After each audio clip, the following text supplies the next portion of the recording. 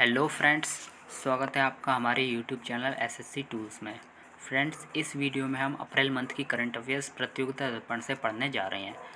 Friends, इस video में हम मोस्टली सेक्शन करंट अफेयर्स का कवर कर जाएंगे और जो भी रेस्ट बचेंगे क्वेश्चन आंसर्स वो हम अगले वीडियो में डिस्कस कर लेंगे। इसके अलावा आपको कहीं से पढ़ने की ज़रूरत नहीं है, इससे आपके 100% सारे क्वेश्चन पढ़ जाएंगे। बशर्ते आपको 6 से 8 मंथ की करंट अफेयर्स हमारे वीडियोस से तैयार करनी होगी। इसके अलावा कुछ टॉपिक्स हैं जैसे स्पोर्ट्स करंट अफेयर्स के, प्लस उसके अलावा कुछ जैसे राष्ट्रपति नियुक्त किए गए हैं, नए नए नियुक्तियाँ हैं, तो वो सब हम अलग से आपको बता देंगे। आपको बस 6 से 8 मंथ की करंट अफेयर्स प्लस कुछ अन्य टॉपिक्स जो हैं उसकी प्लेलिस्ट बना के आपको प्रोवाइड कर देंगे। इससे बाहर एक सिंगल क्वेश्चन भी नहीं जाने वाला। आपको लिमिटेड सिलेबस में बहुत अच्छा कंटेंट हम प्रोवाइड कर रहे हैं। इससे किसी भी एग्ज़ाम में, एसएससी हो या रेलवे हो या फिर यूपी के टीचिंग एग्ज़ाम्स हो या यूपी पीसीएस या आरओ एआरओ यूपीएससी, कुछ भी कोई भी एग्ज़ाम हो, करंट अफेयर्स इससे बाहर नहीं जाने वाली। तो वीडियो को शुरू करते हैं, ज़्यादा बात नहीं करते हैं। तो देखते हैं, सबसे पहले अहमदाबाद में विश्व का सबसे बड़ा क्रिकेट स्टेडियम का नाम रखा गया है। तो अहमदाबाद में जो क्रिकेट स्टेडियम विश्व का सबसे बड़ा है वो है, क्रिकेट का जो स्टेडियम है वो नरेंद्र मोदी स्टेडियम है। नरेंद्र मोदी स्टेडियम नाम रखा गया है और ये इसका उद्घाटन जो है वो रामनाथ कोविंद ने किया है। इसने मेलबर्न स्टेडियम का भी रिकॉर्ड तोड़ दिया है। मेलबर्न स्टेडियम में जो 1 लाख जो जनों की 1 लाख लोगों की उसमें स्ट्रेंथ थी मैक्सिमम, 1 लाख लोग आ सकते थे मेलबर्न स्टेडियम में। लेकिन इसमें नरेंद्र मोदी स्टेडियम जो अहमदाबाद में बन रहा है, उसका उद्घाटन हो चुका है। उसमें 1.2 लाख यानी कि 1.25 लाख लोग आ सकते हैं। तो ये कहाँ है? अहमदाबाद में विश्व का सबसे बड़ा क्रिकेट स्टेडियम, जिसका नाम रखा गया है नरेंद्र मोदी स्टेडियम, और इसका उद्घाटन किया था हमारे प्रेसिडेंट रामनाथ कोविंद ने। अगला क्वेश्चन देखते हैं। जम्मू कश्मीर की पीपल्स डेमोक्रेटिक पार्टी की अध्यक्ष कौन नियुक्त हुई हैं? तो जम्मू कश्मीर की बात करें तो जम्मू कश्मीर की पीपल्स डेमोक्रेटिक पार्टी की अध्यक्ष बनी है महबूबा मुफ्ती, जो 5वीं बार बनी है। बहुत बड़ी बात है, 5वीं बार जम्मू कश्मीर की पीपल्स डेमोक्रेटिक पार्टी की अध्यक्ष बनी है महबूबा मुफ्ती। नेक्स्ट क्वेश्चन, भारतीय थल सेना के उप प्रमुख कौन बने हैं? तो vice chief of Indian army के वाइस चीफ कौन बने हैं? तो सीपी मोहंती बने हैं vice chief of Indian army, यानी कि थल सेना के उप प्रमुख। नेक्स्ट क्वेश्चन, राज्यसभा में विपक्ष के नेता कौन बने हैं? राज्यसभा में विपक्ष के नेता कौन बने हैं? तो इसका आंसर होगा कांग्रेस के मल्लिकार्जुन खड़गे। तो कांग्रेस जो पार्टी है, कांग्रेस पार्टी के मल्लिकार्जुन खड़गे, इसमें नाम लिख दे रहे हैं हम, मल्लिकार्जुन खड़गे, मल्लिकार्जुन खड़गे। तो इससे आपको यहाँ साफ दिखाई दे रहा होगा, मल्लिकार्जुन खड़गे। सीआरपीएफ के महानिदेशक का अतिरिक्त प्रभार किसे दिया गया है? तो कुलदीप सिंह को दिया गया है। सीआरपीएफ के महानिदेशक नियुक्त हो चुके हैं कुलदीप सिंह, तो इसको आपको ध्यान रखना है, कुलदीप सिंह सीआरपीएफ क्या होता है? सेंट्रल रिजर्व पुलिस फोर्स, जिसे कहते हैं केंद्रीय रिजर्व पुलिस बल। तो इसके महानिदेशक अभी नियुक्त हुए हैं कौन? कुलदीप सिंह। आगे चलते हैं। राष्ट्रीय अनुसूचित जाति आयोग के अध्यक्ष कौन बने हैं? तो राष्ट्रीय अनुसूचित जाति आयोग, जिसे कहते हैं NCSC, national commission for scheduled caste, तो ये बने हैं विजय सांपला बने हैं NCSC के अध्यक्ष। नेक्स्ट क्वेश्चन है, ऑस्ट्रेलिया में भारत के नए उच्चायुक्त कौन बने हैं? तो अब मनप्रीत वोहरा नियुक्त हुई हैं ऑस्ट्रेलिया में भारत के नए उच्चायुक्त। नाम याद रखना है, मनप्रीत वोहरा, ऑस्ट्रेलिया में भारत के उच्चायुक्त। नेक्स्ट क्वेश्चन, पौंडीचेरी या पुदुचेरी की उपराज्यपाल का अतिरिक्त प्रभार किसे सौंपा गया है? तो इसका आंसर होगा तेलंगाना की राज्यपाल टी सुंदरराजन। तेलंगाना की राज्यपाल जो टी सुंदरराजन हैं, उन्हें सौंपा गया है किसका, अतिरिक्त प्रभार किसका सौंपा गया है? तो आंसर होगा पौंडीचेरी की उपराज्यपाल। तो पौंडीचेरी में कांग्रेस की सरकार थी, तो उसमें कांग्रेस की सरकार ने इस्तीफ़ा दे दिया है, जिससे अब वहाँ की उपराज्यपाल कौन नियुक्त हो गई हैं? उपराज्यपाल तेलंगाना की उपराज्यपाल टी सुंदरराजन नियुक्त हो गई हैं। वहाँ की उपराज्यपाल का अतिरिक्त प्रभार सौंपा गया है। पौंडीचेरी की उपराज्यपाल का अतिरिक्त प्रभार, तो ये ध्यान रखना है आपको। देखिए इसमें एक चीज़ बताते हैं, जो केंद्र शासित प्रदेश होते हैं यानी कि यूटीज़, यूनियन टेरिटरीज़, उनमें राज्यपाल नहीं होते हैं। जैसे कि आम स्टेट्स में राज्यपाल होते हैं, इनमें राज्यपाल नहीं होते हैं। अच्छा, राज्यपाल क्यों नहीं होते हैं? क्योंकि आपको पता है यूटीज़ में डायरेक्ट किसका शासन होता है? यूटीज़ में जो डायरेक्ट शासन होता है वो प्रेसिडेंट का ऑफ इंडिया का, POI यानी कि प्रेसिडेंट ऑफ इंडिया का, यानी कि हम कह सकते हैं हिंदी में राष्ट्रपति का शासन होता है इसमें, यूटीज़ में। तो राष्ट्रपति का शासन होता है, तो इसमें राज्यपाल का काम राष्ट्रपति ही करता है। यूटीज़ की बात करें तो भले वो दिल्ली हो या कोई भी यूटीज़ हो, तो उन सभी में POI का शासन होता है, इसलिए वहाँ राज्यपाल नहीं उपराज्यपाल होता है। तो उपराज्यपाल का अतिरिक्त प्रभार किसे सौंपा गया है? तो आप ये ध्यान रखना, तेलंगाना की राज्यपाल टी सुंदरराजन को सौंपा गया है। तेलंगाना की राज्यपाल टी सुंदरराजन को अतिरिक्त प्रभार सौंपा गया है पौंडीचेरी की राज्यपाल का, पुदुचेरी की राज्यपाल का। नेक्स्ट क्वेश्चन है प्रेस इन्फॉर्मेशन ब्यूरो, जिसे PIB कहते हैं, प्रेस इन्फॉर्मेशन ब्यूरो के नए प्रधान महानिदेशक कौन चुने गए हैं? तो प्रेस इन्फॉर्मेशन ब्यूरो, जैसे PIB कहते हैं, PIB से न्यूज़ सुनाई होगा आपने, प्रेस इन्फॉर्मेशन ब्यूरो PIB के जो महानिदेशक हैं वो हैं जयदीप भटनागर। नाम ध्यान रखना है, जयदीप भटनागर चुने गए हैं PIB के महानिदेशक। नेक्स्ट क्वेश्चन, लोक संपर्क एवं संचार ब्यूरो, लोक संपर्क एवं संचार ब्यूरो, जैसे इंग्लिश में कहते हैं BOC, bureau of outreach and communication, bureau of outreach and communication. तो इसके जो ये जो है BOC, वो सूचना एवं प्रसारण मंत्रालय के अंतर्गत आता है। इसको पहले DAVP के नाम से जाना जाता था। DAVP की फुल फॉर्म होती है directorate of advertising and visual publicity. तो इसके महानिदेशक कौन है? सत्येंद्र प्रकाश। सत्येंद्र प्रकाश चुने गए हैं BOC के महानिदेशक। BOC मतलब bureau of outreach and communication. तो ये थी कुछ नियुक्तियाँ। अब आ जाते हैं हम कुछ पुरस्कारों पर। इस मंथ के प्रमुख पुरस्कारों में सबसे पहले बात करते हैं economic times corporate excellence award.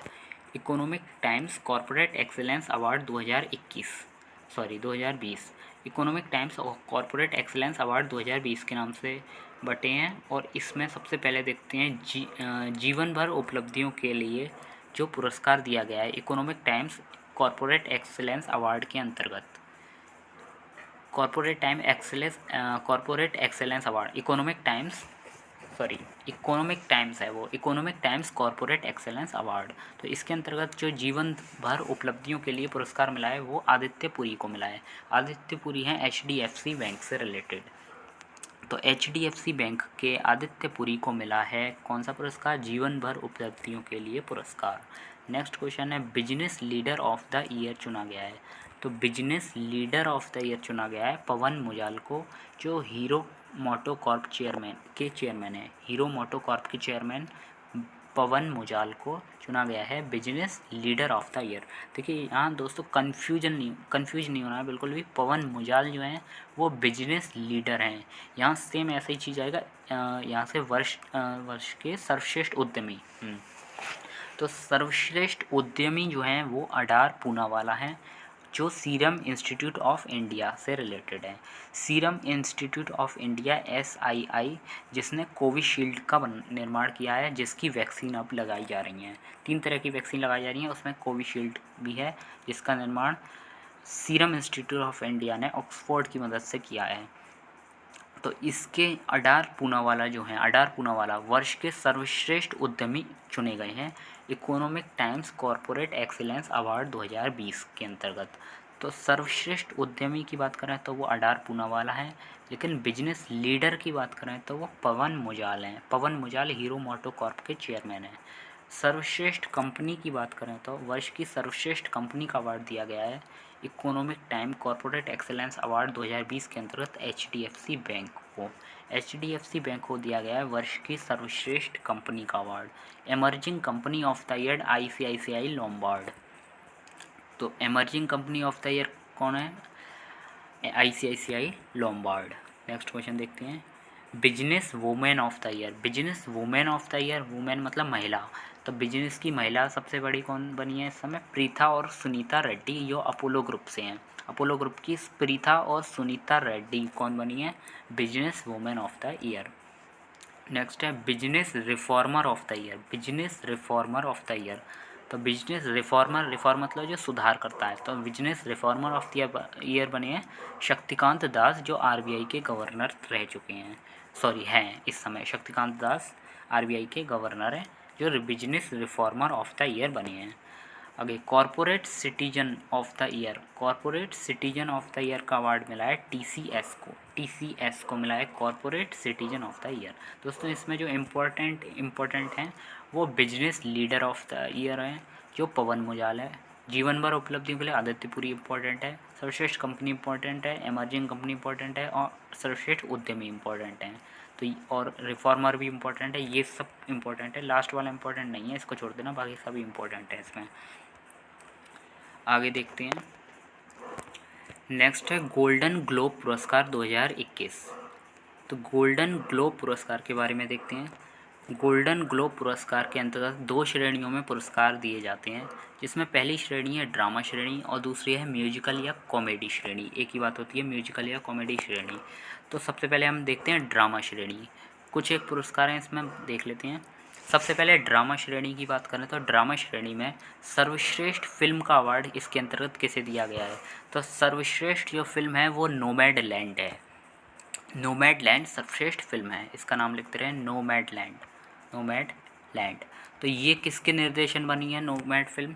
Nomadland वो झाओ, आपको पूरा नाम यानी नहीं याद रखना है, बस झाओ याद रखना है। झाओ इसके निर्देशक हैं, किस फिल्म के? नोमैडलैंड के, जो ड्रामा श्रेणी की सर्वश्रेष्ठ फिल्म है गोल्डन ग्लोब पुरस्कार 2021 के अंतर्गत। गोल्डन ग्लोब पुरस्कार 2021 में ड्रामा श्रेणी के अंतर्गत जो सर्वश्रेष्ठ अभिनेता बने हैं वो बोसमैन हैं। बोसमैन बने हैं सर्वश्रेष्ठ अभिनेता, बोसमैन। नेक्स्ट है सर्वश्रेष्ठ अभिनेत्री बनी है ड्रामा श्रेणी के अंतर्गत, वो है आंद्रा डे। आंद्रा डे, तो आपको यहाँ जूम करके दिखा दे रहे हैं जिससे आपको यहाँ साफ विजिबल हो। ये है आंद्रा डे।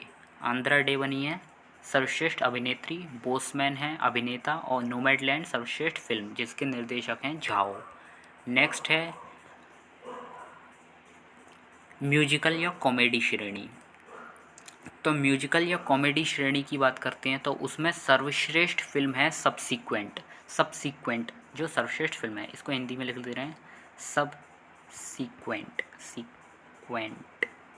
तो सबसीक्वेंट है सर्वश्रेष्ठ फिल्म किसके अंतर्गत? तो यहाँ ध्यान रखना है म्यूजिकल और कॉमेडी श्रेणी की बात चल रही है, तो इसके निर्देशक नहीं याद रखने आपको, वो इम्पोर्टेंट नहीं है। अभिनेता जो हैं सर्वश्रेष्ठ अभिनेता म्यूजिकल या कॉमेडी श्रेणी के अंतर्गत वो हैं बैरन कोहेन। बैरन कोहेन कैसे याद रखेंगे? बैरन एक द्वीप का नाम है इंडिया में, तो उससे रिलेटेड कर लेना आप। अभिनेत्री जो है सर्वश्रेष्ठ अभिनेत्री, सर्वश्रेष्ठ अभिनेत्री की बात करें तो वो है रोसामुंड पाइक।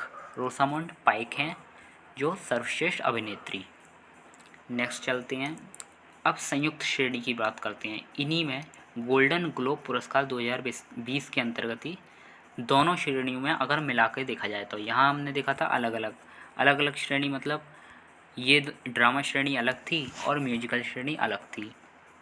तो गोल्डन ग्लोब पुरस्कार के अंतर्गत ड्रामा श्रेणी को भी हटा दिया जाए और म्यूजिकल श्रेणी को भी हटा दिया जाए, दोनों को संयुक्त रूप से देखा जाए, यानी कि दोनों का संयुक्त पुरस्कार देखा जाए।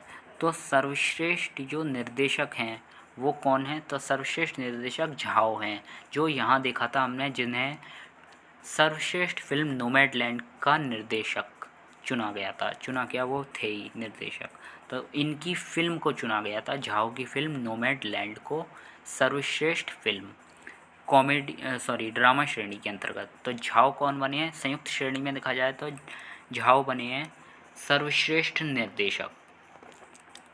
तो सर्वश्रेष्ठ निर्देशक झाओ हैं, जिनकी फिल्म थी नोमैडलैंड। नेक्स्ट देखते हैं, सर्वश्रेष्ठ सहायक अभिनेता बने हैं डेनियल कालू। आपको कालू ध्यान रखना है, कालू बने हैं सहायक अभिनेता। सर्वश्रेष्ठ सहायक अभिनेत्री बनी है फॉस्टर। फॉस्टर का नाम ध्यान रखना है आपको। नेक्स्ट चलते हैं, कुछ 2-4 अवार्ड और बचे हैं इसके अंतर्गत। इसी के अंतर्गत सर्वश्रेष्ठ पटकथा, जैसे स्क्रीन प्ले कहते हैं, तो स्क्रीन प्ले सबसे ज़्यादा अच्छी बनी है the trial of the Chicago 7। The trial of the Chicago 7 जो बनाई है सॉरीकॉन ने। सॉरीकॉन का नाम ध्यान रखना है, सॉरीकॉन। तो सॉरीकॉन की the trial of the Chicago 7 जो है वो बनी है सर्वश्रेष्ठ स्क्रीन प्ले यानी कि पटकथा। नेक्स्ट चलते हैं, सर्वश्रेष्ठ गीत। सर्वश्रेष्ठ मूल गीत कौन सा है, तो वो पासिनी का लो सोई गीत है। लो सोई गीत जो सीन मूवी का है, सीन मूवी का गीत है लो सोई। सर्वश्रेष्ठ स्कोर है बैटिस्टा। बैटिस्टा कौन है, बैटिस्टा आप ऐसे याद रखिए, बैटिस्टा WWE में प्लेयर है बैटिस्टा, तो उससे रिलेट करके याद कर सकते हैं। बैटिस्टा WWE का प्लेयर है, इसको सर्वश्रेष्ठ स्कोर मिला है।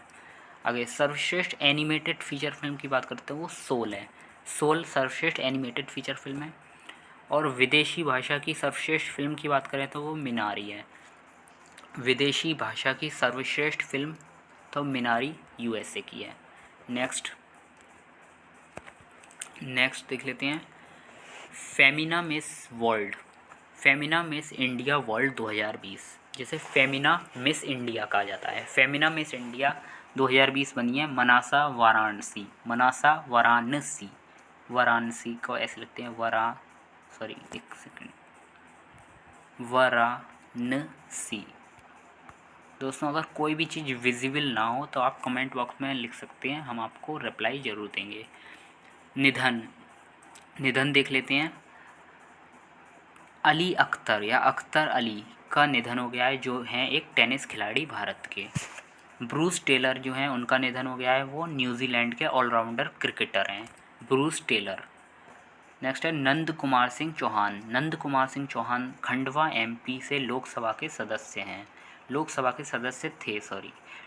सदस्य खंडवा MP से थे नंद कुमार सिंह चौहान, जिनका निधन हो चुका है। और अख्तर अली या अली अख्तर जो हैं वो टेनिस खिलाड़ी भारत के। तो देखते हैं नेक्स्ट 2 एक्सरसाइजेस नहीं, ये IDEX 2021 और नेवडेक्स 2021। तो ये क्या है, international defence exhibition 2021। Defence exhibition मतलब यहाँ हथियारों को और अपने शक्ति का प्रदर्शन किया जाता है। तो ये कहाँ आयोजन हुआ है इसका, नेवडेक्स मतलब नेवल मतलब नेवी के रूप में जो होता है, नेवल डिफेंस एग्जीबिशन मतलब नुमाइश टाइप की लगती है। तो 21 नाम से ये हुई है, कहाँ हुई है, अबू धाबी में हुई है। अबू धाबी का नाम ध्यान रखना है, अबू धाबी में हुई है ये। नेक्स्ट है कुछ बुक्स हैं इस महीने की इम्पोर्टेंट, तो वो देख लेते हैं। Method in the madness book किसकी है, परमेश्वरन, अय्यर परमेश्वरन। याद कैसे रखेंगे, method in the madness. Madness मतलब पागल हो जाते, कौन याद आता है, परमेश्वर याद आता है, तो परमेश्वरन ध्यान रखना है। आगे यस मैन की बुक कौन सी है, तो यस मैन की बुक है यस मैन जो बुक है वो किसकी है, वो पवन सी लाल की है। पवन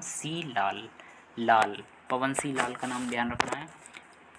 ये बुक है, इनकी बुक है यस मैन। तीसरी बुक है जो वो ऑफ गिफ्टेड वॉइस है। ऑफ गिफ्टेड वॉइस जो बुक है वो है केशव देसी राजू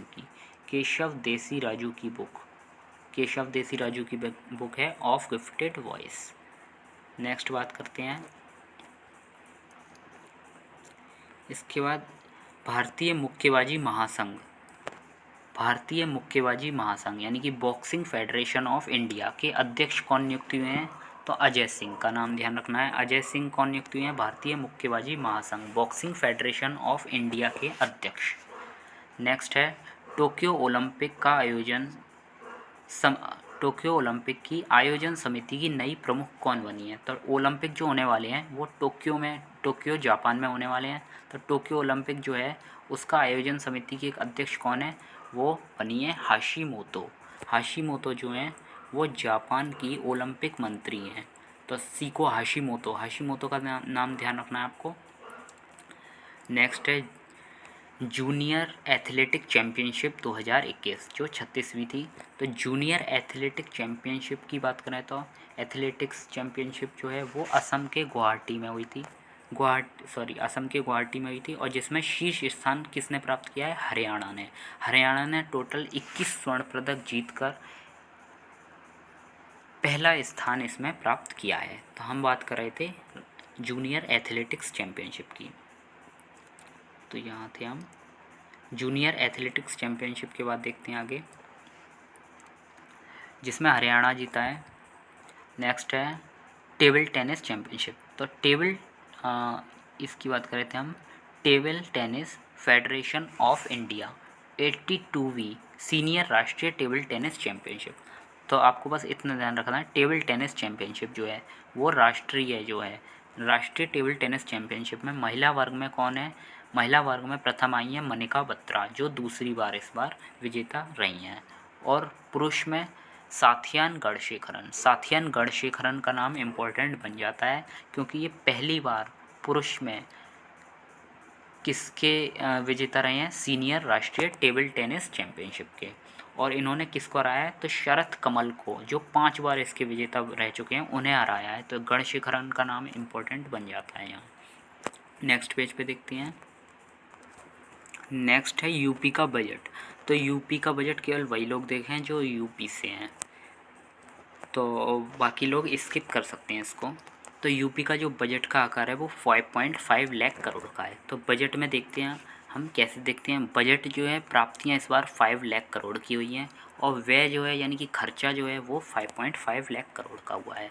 प्राप्तियां कैसे कैसे होती हैं? 2 तरीके से होती हैं। एक रेवेन्यू रिसिप्ट, जिन्हें हमने RR लिखा है, और दूसरा होता है कैपिटल रिसिप्ट। तो 2 तरह से प्राप्तियाँ होती हैं। रेवेन्यू रिसिप्ट वो रिसिप्ट होती हैं जो हमें टैक्स और नॉन टैक्स से प्राप्त होती हैं। रेवेन्यू रिसिप्ट को समझा तो हमें ऐसी रिसिप्ट मतलब ऐसी प्राप्तियाँ होती हैं जिनसे हमारी संपत्ति में वृद्धि नहीं होती है, कोई भी वृद्धि नहीं होती है जिससे हमें मिलने से। मतलब देखो, आपको अभी समझ में आ जाएगा। रेवेन्यू रिसिप्ट के अंतर्गत बात करें तो रेवेन्यू रिसिप्ट मतलब राजस्व प्राप्तियाँ। राजस्व प्राप्तियाँ में टैक्स और नॉन टैक्स से हमें प्राप्त हो रही हैं।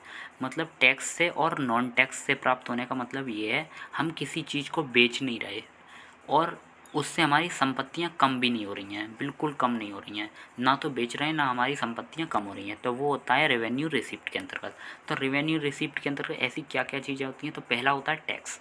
अब देखो, एक तरह से टैक्स जो देखा जाए तो क्या टैक्स जब गवर्नमेंट को हम देते हैं तो गवर्नमेंट का कुछ कम होता है? गवर्नमेंट का कुछ कम नहीं होता। गवर्नमेंट की संपत्तियाँ बल्कि बढ़ती हैं, लेकिन गवर्नमेंट का कोई भी चीज़ कम नहीं होता। दूसरी तरफ से नॉन टैक्स देखते हैं। नॉन टैक्स से भी गवर्नमेंट की कोई भी संपत्ति कम नहीं होती है। तो ऐसी मतलब रिसिप्ट जिनमें गवर्नमेंट की संपत्ति कम नहीं होती हैं, उनको कहते हैं रेवेन्यू रिसिप्ट। तो बजट को हम अच्छी तरह से बाद में डिस्कस करते हैं, अभी बस इतना देख लीजिए। रेवेन्यू रिसिप्ट के अंतर्गत जो है उसमें सबसे पहले जो रेवेन्यू रिसिप्ट है उसमें 4.1 लाख करोड़ की प्राप्ति हुई है। रेवेन्यू रिसिप्ट में 4.1 लाख करोड़ की प्राप्ति रेवेन्यू रिसिप्ट से हुई है। 5 में से 4.1 जो है वो रेवेन्यू रिसिप्ट से आ रहे हैं इस बार, और बचे 0.87 लाख करोड़ जो हैं वो आ रहे हैं कैपिटल रिसिप्ट से।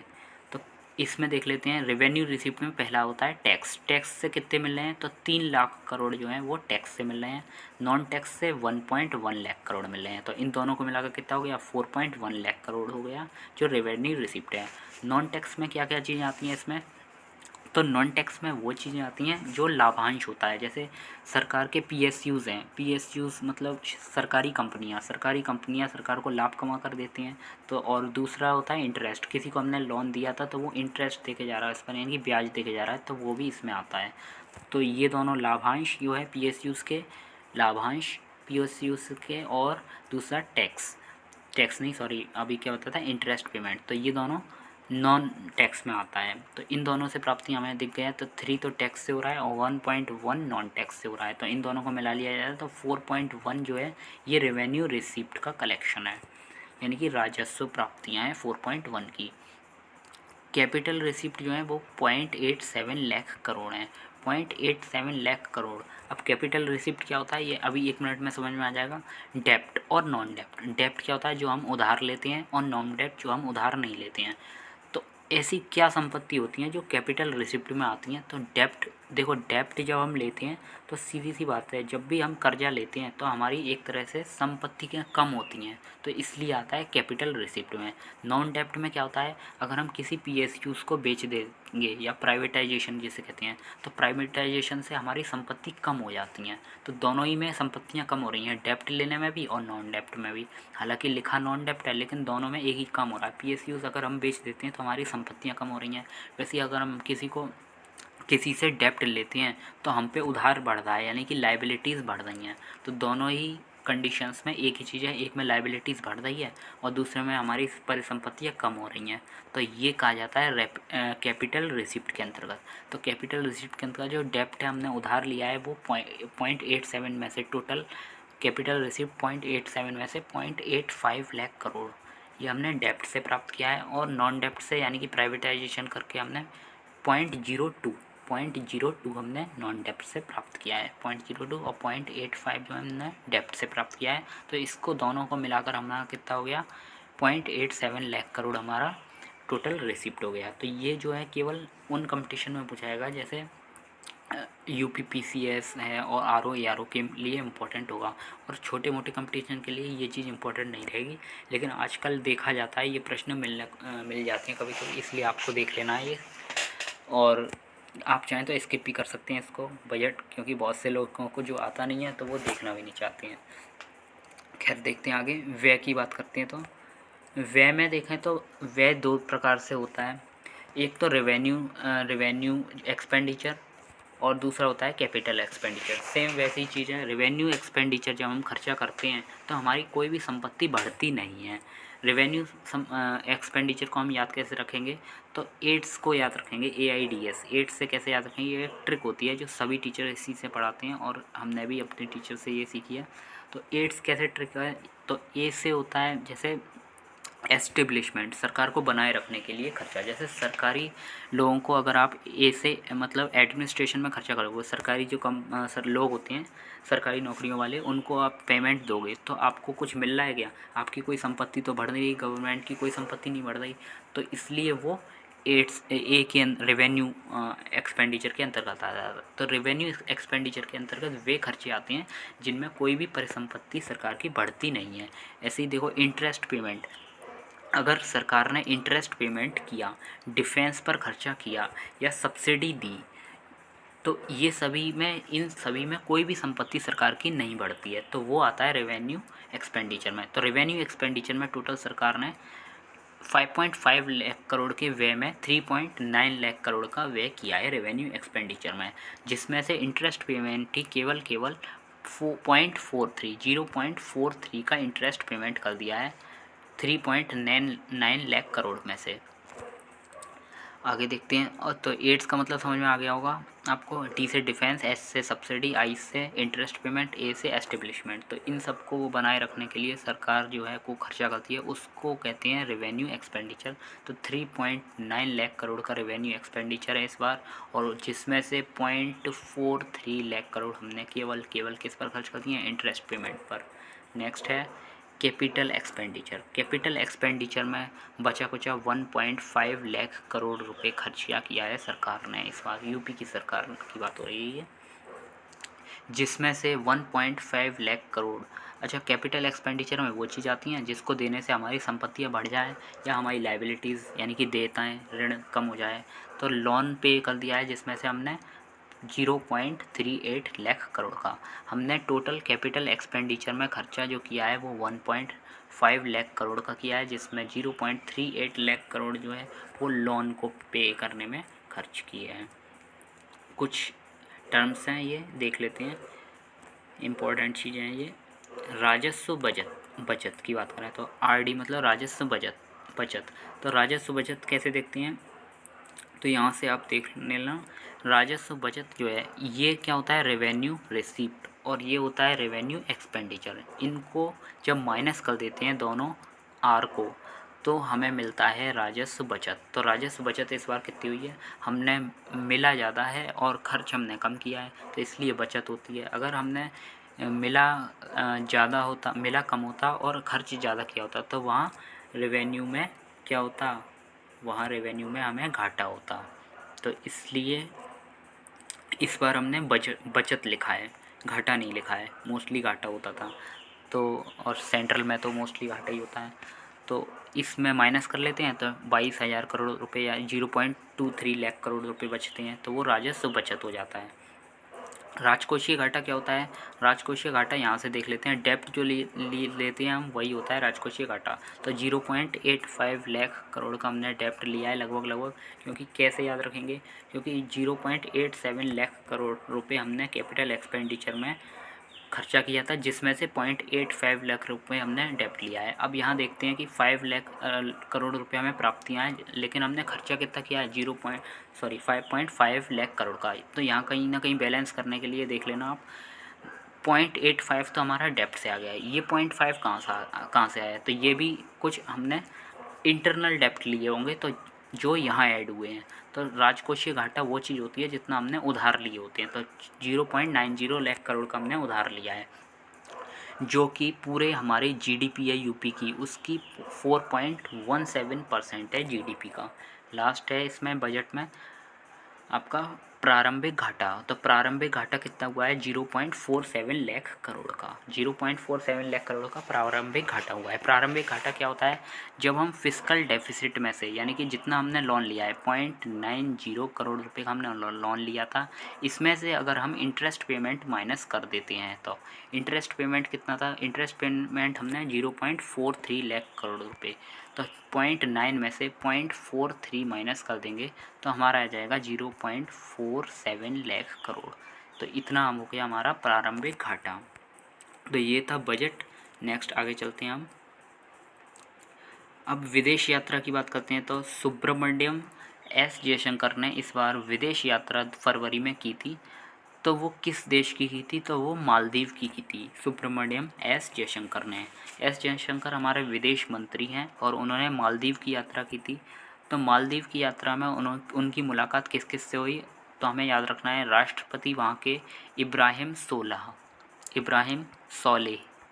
तो 16 करके याद रख लेना, 16। तो ये हैं इब्राहिम सोलेह वहाँ के राष्ट्रपति, इनका नाम ध्यान रखना है। और किससे मुलाकात की? अपने ही समकक्ष विदेश मंत्री अब्दुल्ला शाहिद से। दूसरे वहाँ की जो संसद है उसको पीपल्स मजलिस कहते हैं, तो वहाँ के मोहम्मद नशीद से मुलाकात की। अच्छा, यहाँ जाने से इन्हें फ़ायदा क्या हुआ? इन्होंने कुछ समझौते किए हैं, वो इम्पोर्टेंट हो जाते हैं। इस बार देख लेते हैं क्या समझौते हुए हैं। तो समुद्री सुरक्षा हेतु समझौता जो मालदीव के साथ हुआ है वो सिफावारू बंदरगाह, मालदीव का सिफावारू बंदरगाह का भारत द्वारा विकास एवं देखभाल हेतु समझौता हुआ है। यानी कि भारत जो है वो सिफावारू बंदरगाह का भारत जो है वो देखभाल करेगा। तो ये क्वेश्चन बन जाता है यहाँ से, मालदीव की यात्रा के दौरान एस जयशंकर ने क्या समझौता किया है, किस बंदरगाह को लेकर समझौता किया है? तो आंसर हो जाएगा आपका सिफावारू बंदरगाह। नेक्स्ट है, मालदीव के साथ भारत का कितने मिलियन डॉलर का डिफेंस लाइन ऑफ क्रेडिट समझौता हुआ है? डिफेंस लाइन ऑफ क्रेडिट समझौता, तो आपका आंसर हो जाएगा 50 मिलियन डॉलर का। तो 50 मिलियन डॉलर का डिफेंस ऑफ क्रेडिट समझौता हुआ है। नेक्स्ट चलते हैं आगे। नेक्स्ट है आपका क्वेश्चन, स्वदेशी निर्मित एंटी टैंक गाइडेड मिसाइल का सफल परीक्षण फरवरी 2021 को ALH प्लेटफॉर्म से किया गया। तो वो किस प्लेटफॉर्म से किया गया? तो हेलिना और ध्रुवास्त्र से, हेलिना और ध्रुवास्त्र से किया गया है। किसका परीक्षण? स्वदेशी निर्मित एंटी टैंक गाइडेड मिसाइल का परीक्षण ALH प्लेटफॉर्म से किया गया है। तो ऐसी कौन सी एंटी टैंक गाइडेड मिसाइल है जिसका परीक्षण किया गया है? तो उसका आंसर हो जाएगा हेलिना और ध्रुवास्त्र। ध्रुवास्त्र और हेलिना दो ऐसी मिसाइल हैं जो एंटी टैंक गाइडेड मिसाइल हैं और जिसका सफल परीक्षण किया गया है ALH प्लेटफॉर्म से। ALH प्लेटफॉर्म मतलब होता है advanced light helicopter, advanced light helicopter. तो इस प्लेटफॉर्म से जो DRDO ने विकसित की है हेलिना और ध्रुवास्त्र मिसाइल, तो इसका जो सफल परीक्षण किया गया है। ये जो है हेलिना और ध्रुवास्त्र, ये एक मिसाइल पहले से नाग मिसाइल है हमारे पास, नाग। तो इसका नाम ध्यान रखना है, नाग मिसाइल का ही ये क्या है, एक अब अपग्रेडेड वर्जन है नाग मिसाइल का, हेलिना और ध्रुवास्त्र। तो इसमें से याद रखना है, जो ध्रुवास्त्र है वो भारतीय वायुसेना में शामिल की गई है और हेलिना जो है वो भारतीय सेना में शामिल की गई है। तो आपको ये ध्यान रखना है एंटी टैंक गाइडेड मिसाइल, क्योंकि डीआरडीओ ने इन दिनों काफ़ी सारी मिसाइलों का परीक्षण किया है। तो आपको क्या याद रखना है इसमें, सबसे पहले ये जो मिसाइल है वो एंटी टैंक गाइडेड मिसाइल है। दूसरी बात, ये जो मिसाइल अभी परीक्षण हुई है ये फरवरी में की गई है। बस इससे आप पहचान जाएंगे वहाँ कि किन दो मिसाइलों का परीक्षण किया गया है। तो नाम याद रखना है हेलिना और ध्रुवास्त्र का। नेक्स्ट क्वेश्चन है, देखो ये दोबारा से आ गया। डीआरडीओ ने 2021 फरवरी में सतह से वायु में मार करने वाली किस मिसाइल का परीक्षण किया है? तो इसका आंसर हो जाएगा VLSRSAM। VLSRSAM मिसाइल का सफल परीक्षण किया है। ये कैसी मिसाइल है? ये सतह से वायु में मार करने वाली मिसाइल है। सतह से वायु में मार करने वाली मिसाइल है। तो VLSRSAM की फुल फॉर्म है वर्टिकल लॉन्च। SRSAM का मतलब होता है short range surface to air missile, जो यहाँ लिखी है आप यहाँ से पढ़ सकते हैं। हम जूम करके दिखा देते हैं, नहीं दिखाई दे रहा तो एक और लिख देते हैं हम। वर्टिकल लॉन्च, VL मतलब वर्टिकल लॉन्च, L से लॉन्च, फिर SRSAM से surface to air, sorry short, SR से short range, short range RANG range, फिर ऐसे फिर सरफेस टू एयर, ये तो लिख लोगे आप, सरफेस टू एयर। तो इस मिसाइल का परीक्षण किया है डीआरडीओ ने। नेक्स्ट क्वेश्चन चलते हैं। राष्ट्रीय टेबल टेनिस चैंपियनशिप जो हमने देख लिया था, तो टेबल टेनिस चैंपियनशिप 2021 में महिला एकल खिताब किसने जीता है? तो मनिका बत्रा का नाम आ जाता है। मनिका बत्रा का नाम आ जाता है टेबल टेनिस में। टेबल टेनिस में मनिका बत्रा जीती हैं। तो ये इनका नाम ध्यान रखना है आपको। दूसरे एटीपी कप टूर्नामेंट विजेता कौन है? तो रूस ने इटली को हराकर दूसरा एटीपी कप टूर्नामेंट जीता है। जबकि पहला किसने जीता? पहला सर्बिया ने जीता था, लेकिन दूसरा इंपॉर्टेंट हो जाता है। दूसरा एटीपी कप जो होता है वो टेनिस का होता है, और टेनिस का एटीपी कप जो होता है दूसरा, वो किसने जीता है? रूस ने जीता है इटली को हराकर। नेक्स्ट क्वेश्चन इंपॉर्टेंट है। 1500 मीटर दौड़ में फरवरी में 2021 में 3 मिनट 53.09 सेकंड में पूरी करके गेंजेब दिबावा का रिकॉर्ड किसने तोड़ा है? तो 1500 मीटर की बात करें तो गेंजेब दिबावा का रिकॉर्ड तोड़ा है इथियोपिया की प्लेयर हैं, धावक हैं इथियोपिया की गुडाक सेगाय। इथियोपिया की जो हैं गुडाक सेगाय, ये महिला धावक हैं गुडाक सेगाय। तो इन्होंने जीती है 1500 मीटर दौड़ प्रतियोगिता। नेक्स्ट क्वेश्चन है, बहुत मोस्ट इम्पॉर्टेंट क्वेश्चन हो जाता है नेक्स्ट वाला। विश्व व्यापार संगठन, वर्ल्ड ट्रेड ऑर्गेनाइजेशन, जिसे WTO के नाम से जाना जाता है, इसके अफ्रीकन महिला महानिदेशक कौन बनी है? तो अफ्रीकी देश की महिला इसकी महानिदेशक बनी है, जिनका नाम है ओकोंजो इविला। ओकोंजो इविला जो है वो नाइजीरिया की हैं, नाम ध्यान रखना है, Okonjo Iweala Nigeria. Most important question है, इसको ध्यान रखना। ओकोंजो इविला नाम ध्यान रखना, ये नाइजीरिया की हैं। देश भी याद रखना है, क्योंकि अभी हाल ही में रेलवे में क्वेश्चन पूछा था। UN यानी कि संयुक्त राष्ट्र के प्रमुख कौन हैं? तो एंटोनियो गुटेरेस हैं। ये तो सबको पता है, लेकिन उन्होंने एंटोनियो गुटेरेस का देश पूछा था। तो ये इस चीज़ को ध्यान रखना आप कि ओकोंजो इविला है वो नाइजीरिया की है। नाइजीरिया कौन सा कंट्री है? अफ्रीकन कंट्री है एक, विश्व व्यापार संगठन की बनी है। नेक्स्ट क्वेश्चन है, भारत के केंद्रीय मंत्रिमंडल ने अफ्रीकी देश के साथ फरवरी 2021 में व्यापक आर्थिक सहयोग समझौता, जिसे CECPA कहते हैं, तो किस देश के साथ किया है? तो मॉरिशस के साथ किया है। मॉरिशस एक अफ्रीकी देश है जिसके साथ भारत ने हाल ही में CECPA समझौता किया है। CECPA जिसे कहते हैं व्यापक आर्थिक सहयोग एवं भागीदारी समझौता। व्यापक मतलब comprehensive economic cooperation and partnership agreement. तो ये समझौता हुआ है मॉरिशस देश के साथ फरवरी में।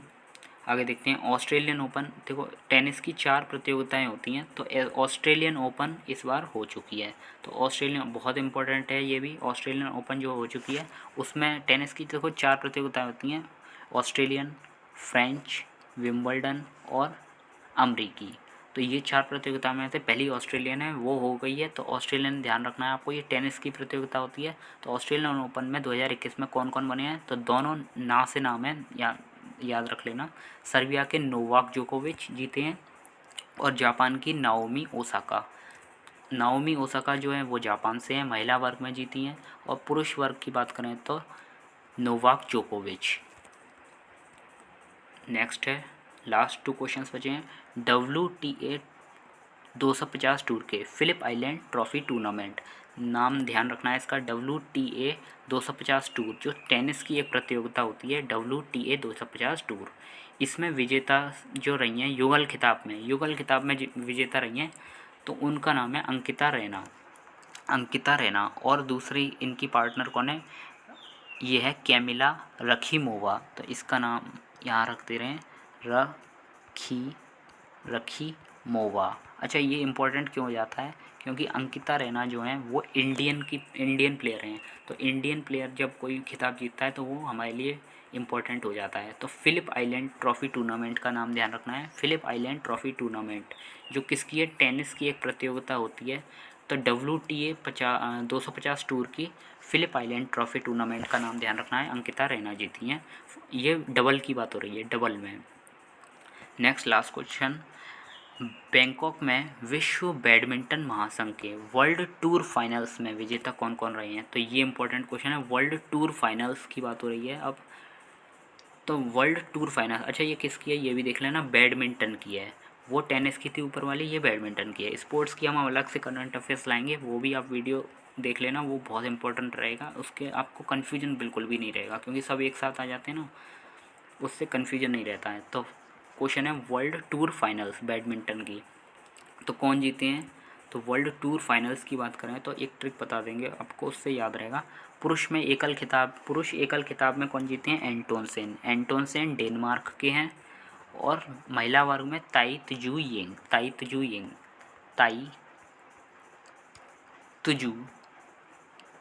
आधा ता और जू यिंग, ताई तुजू यिंग, तो ये जीती हैं महिला वर्ग में। और पुरुष वर्ग में जीते हैं एंटोन सेन। तो ये ट्रिक कैसे याद रखेंगे, देखो दोनों में, पुरुष में कौन जीती हैं, आंटी से एंटोन सेन, और महिला वर्ग में ताई जीती हैं। तो इससे आपको याद रखेगा, ताई जो है ताइवान से हैं, एंटोन सेन जो है वो आंटी जो हैं वो डेनमार्क से हैं। तो ये थे आपके कुछ क्वेश्चंस करंट अफेयर्स के। कुछ क्वेश्चंस और बचे हैं जो नेक्स्ट वीडियो में आपको प्रोवाइड कर दिए जाएंगे। दोस्तों आप हमारे चैनल को सब्सक्राइब कर दीजिएगा। अब मिलेंगे नेक्स्ट वीडियो में।